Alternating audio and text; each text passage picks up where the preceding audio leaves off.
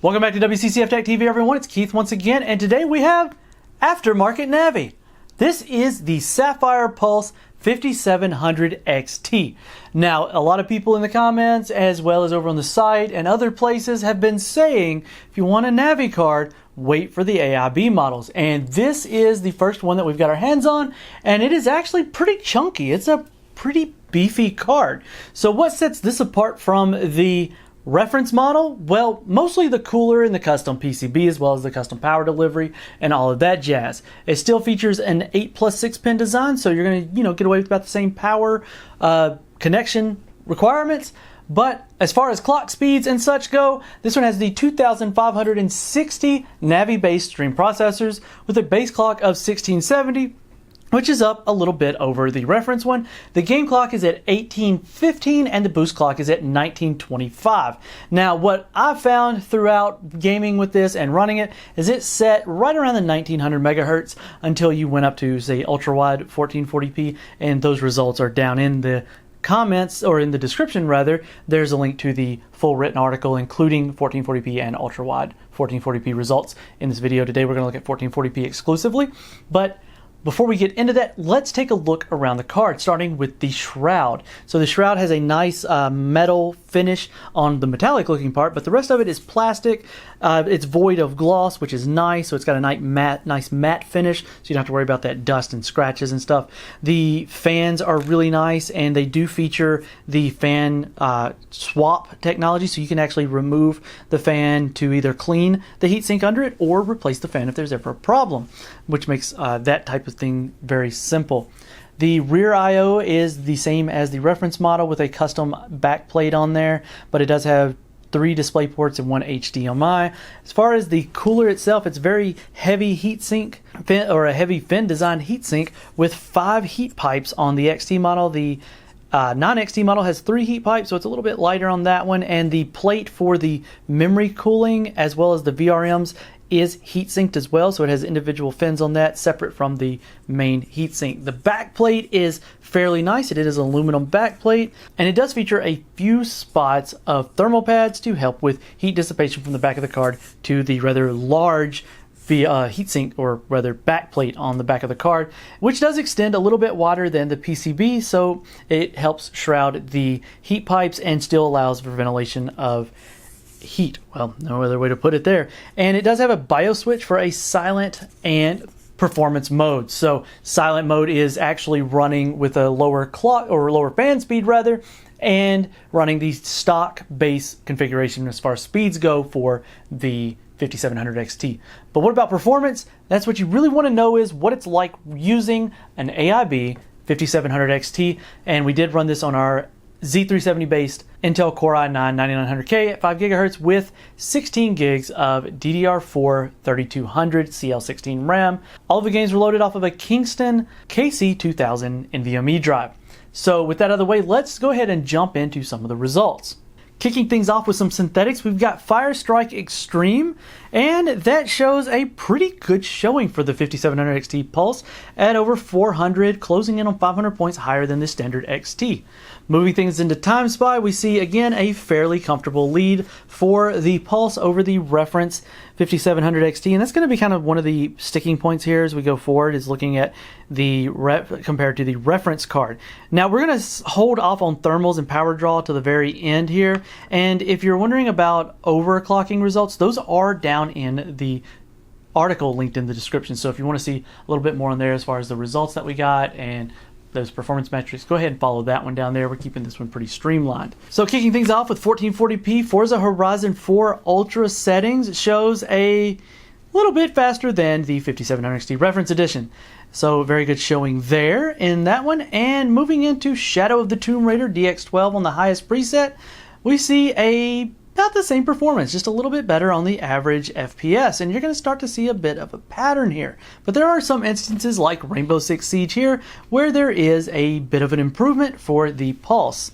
Now moving things into Far Cry New Dawn, we see again about modest increase, slight, barely measurable increase over the reference design.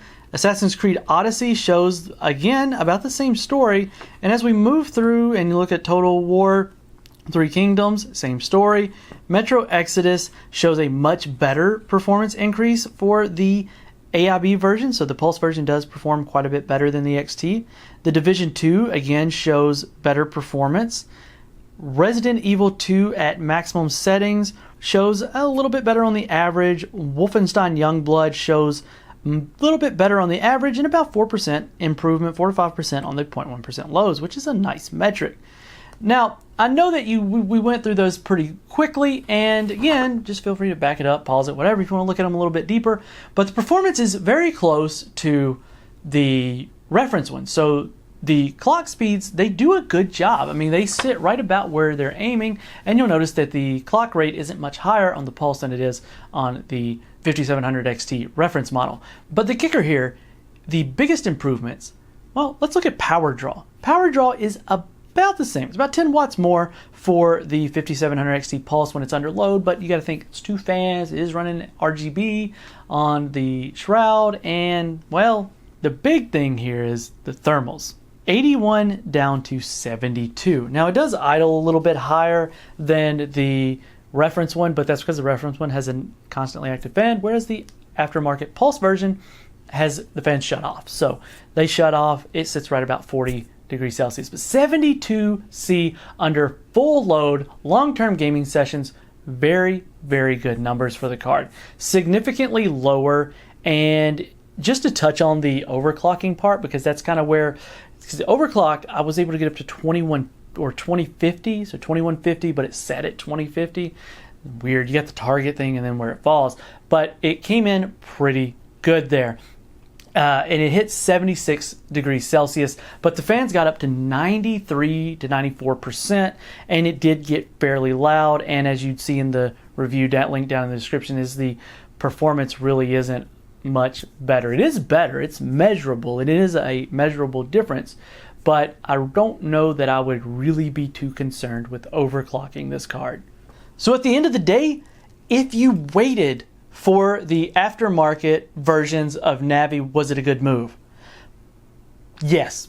Hands down, yes, it was. I would say that this card is significantly better than the reference card pretty much all around. And I know the performance didn't change a whole lot, but the overall experience with the thermal and the thermals and the noise and the card itself, it's a lot better and nicer of a card. In fact, I kind of wish I had started with the reference model. I actually started with this one, then put the reference one in, because the reference one isn't that it's that bad, it's just this one is much better.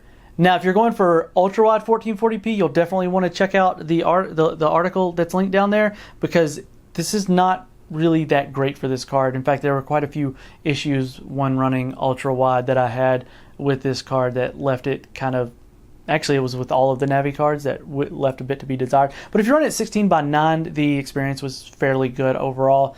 The one thing I will take a note in that happened a few times was the fans would get stuck at their peak frequency, the peak RPM that they were running while testing. Even when I got back to the desktop, I had to restart it to kind of fix that, and that was a really weird thing and could be something very annoying. It could be easily fixed in the driver, I'm not sure. Now, there is one thing that Sapphire did with their software, and I haven't touched on that in this video because I want to touch on it later in an upcoming piece that we do, is Trix Boost. It's a combination of their automated way of handling the resolution and Radeon image sharpening to really take advantage of that, to reduce the resolution slightly and maybe gain it back in the image sharpening so that you get significantly better performance at an imperceptible impact to image quality, which is something that I'm pretty interested in.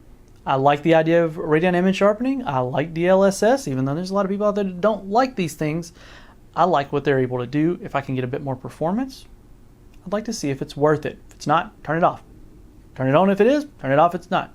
Either way, I'd love to hear your thoughts on the Sapphire Pulse Radeon RX 5700 XT. So many X's, but it's a good card.